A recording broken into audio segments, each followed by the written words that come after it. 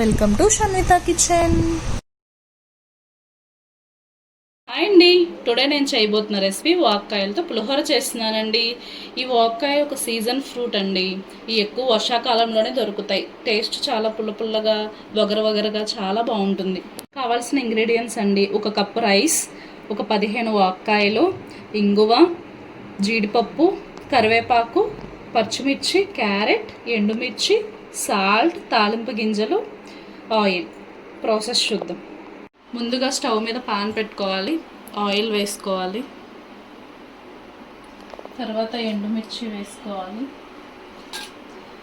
ఈ వాక్కాయల్ని 10 తీసుకున్నాను కదండి, ఇది మిక్సీ పట్టుకోవాలి. వాక్కాయలు గింజలు తీసేసుకోవాలి.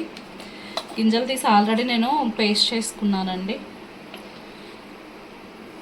ఎండుమిర్చి వేగిన తర్వాత పోపు దినుసులు వేసుకుంటున్నాను.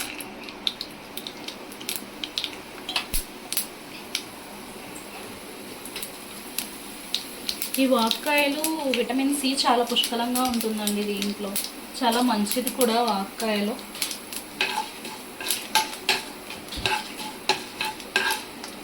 తర్వాత జీడిపప్పు కూడా వేసుకోవాలి.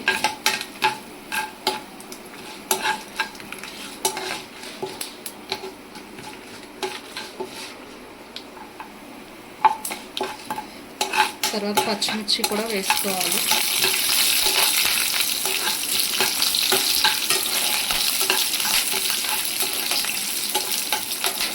ఇది చాలా హెల్దీ అండి వాక్కాయలు.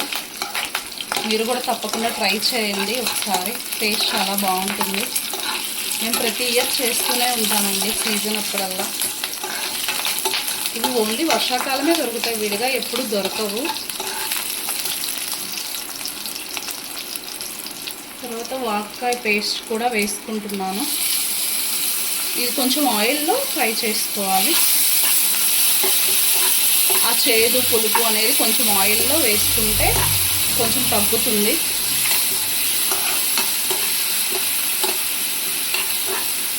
తర్వాత కాస్త పసుపు వేసుకుంటున్నాను.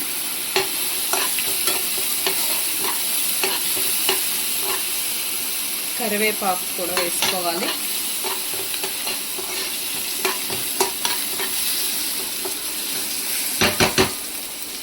సరిపడా అంత సాల్ట్ వేసుకోవాలి.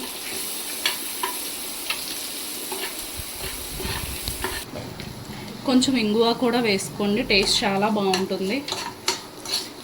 తర్వాత క్యారెట్ కూడా వేస్తున్నాను. క్యారెట్ కూడా బాగుంటుందండి పులిహోరలో. ఇవంతా కొంచెం ఒక 5 మినిట్స్లో వేయించుకుంటే